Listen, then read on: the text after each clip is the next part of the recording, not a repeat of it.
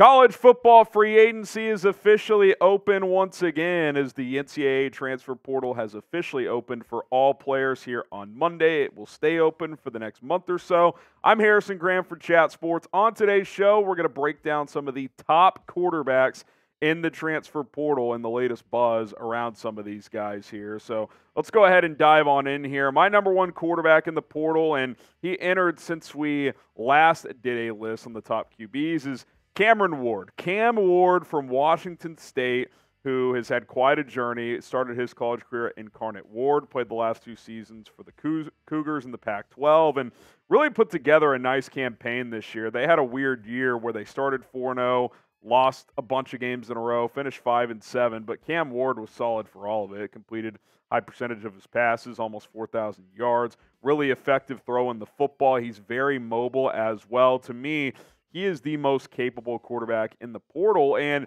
he very well still might go to the NFL. He said he's flirting with that as well, but it sounds like several teams are interested. These 7 teams have been mentioned by On3 Sports: Florida State, Miami, Ohio State, Oregon, USC, Washington, which would be weird to go to his rival school, and then Wisconsin. But with some of the money being thrown around for these top quarterbacks, $1, $2, $3 million sometimes, he might opt to stay in college, get a nice little bag, play another year of college football, and then enter the 2025 NFL draft. So we'll see what's ahead for Cam Ward, but I'm a big believer in his talent. He can really spin the rock, and he's mobile as well. Where do you guys think Cam Ward will play next season? I have an interesting thought on that I'm going to get to here in a little bit. It has to do with another player that has entered the transfer portal. What say you? Let us know in the comment section below. Okay, next up is Dillon Gabriel. He is expected to enter. Now, at the exact time of this filming, he technically hasn't entered yet, but he did announce that he's leaving Oklahoma, so it's just a paperwork type of deal. Dillon Gabriel is going to leave Norman, and talk about a guy who's had quite the journey. 3 years at UCF, 2 years in Norman, and now he'll play one final college football season somewhere else. He's played in 50 career games. He's put up crazy numbers. I mean, if he has a big year next year, he can flirt with some of the all-time numbers in college football history for a passer. So he's had quite a career. There's no doubt about it. I got to think a lot of Power 5 programs would be interested in his services. I thought he really took a big step forward this year. His first year in Norman wasn't great, had the concussion problem that cost him to miss some time, and then this year came back, got Oklahoma back on track with the 10-win season. So I definitely think that he has a lot to offer to several different programs. So does DJ Uiagalelei, who, when he got to play some as a freshman when Trevor Lawrence got COVID during the COVID season, played terrific in 2020. And then entering 2021 at Clemson, the hype was off the charts, and I think it was a little too much for him, to be honest. I mean, you look at the numbers there, his first season. He improved his second year at Clemson, but still wasn't great. They had a 5-star freshman in Cade Klubnik, so Dabo Swinney turned his attention to him. DJ transfers and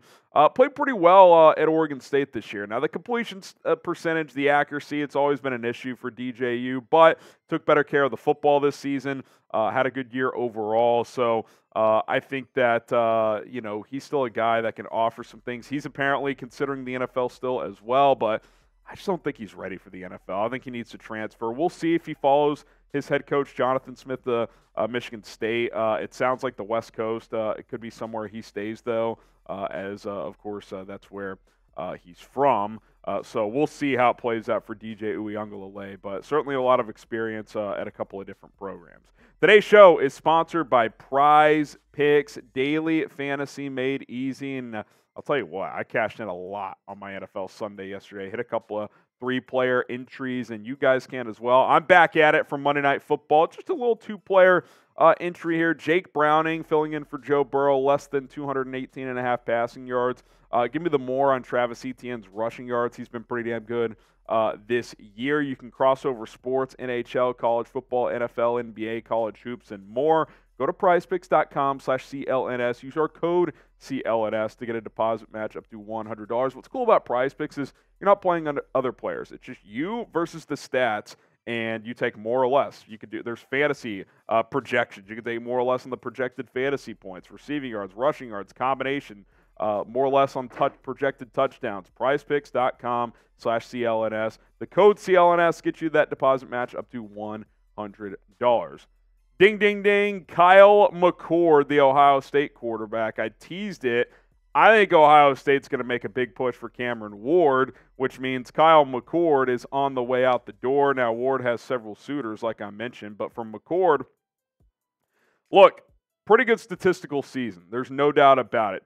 Took care of the football, was pretty accurate, did some good things. But one thing that really stood out to me for Kyle McCord when I watched that Michigan game is the only thing I kept thinking was, man, if C.J. Stroud was still at Ohio State, they'd probably win this game. Like, McCord's a good player. He patiently waited his turn, but he wasn't that elite guy that Ohio State is used to having year after year after year. So I think the Buckeyes are looking to upgrade that position, and Cam Ward, from a raw talent standpoint, is clearly an upgrade. Maybe they could be in the mix for a Dillon Gabriel as well. I think McCord can start at Power 5 level programs, so we'll see where he ends up, but just not quite enough to get them over the hump against Michigan, which, to be fair, C.J. Stroud couldn't either, but you felt like if he was in that game this year, things might have gone different.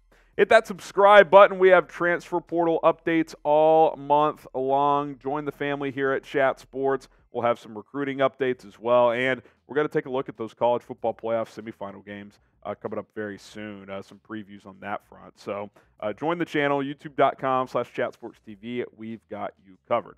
Okay, Will Howard, Kansas State. You could certainly change the order here. I think 2 through 5, it's kind of pick your poison here, in my opinion, on what type of quarterback you want. Years remaining certainly factors in. Like, I think Will Howard is probably a little bit better than Kyle McCord, but McCord has 2 years left. Howard has 1. So factor that in as well. A lot of experience at Kansas State. Led them to a Big 12 championship last season, taking over late in the year for Adrian Martinez. This year, kind of a funky year in Manhattan. They were playing their freshman quarterback, Avery Johnson, a little bit as well, which is why Howard has entered the portal. They want to move forward with Johnson, as he is highly regarded at Kansas State. But he's a mobile quarterback, more mobile than people think Howard is. They used him a lot in the red zone as a runner. A lot of experience, like I said. He's won a lot of football games. So we'll see where he ends up going in the next days and weeks. But as more QBs enter the portal, the competition only gets stiffer for these guys to see where they're going to end up.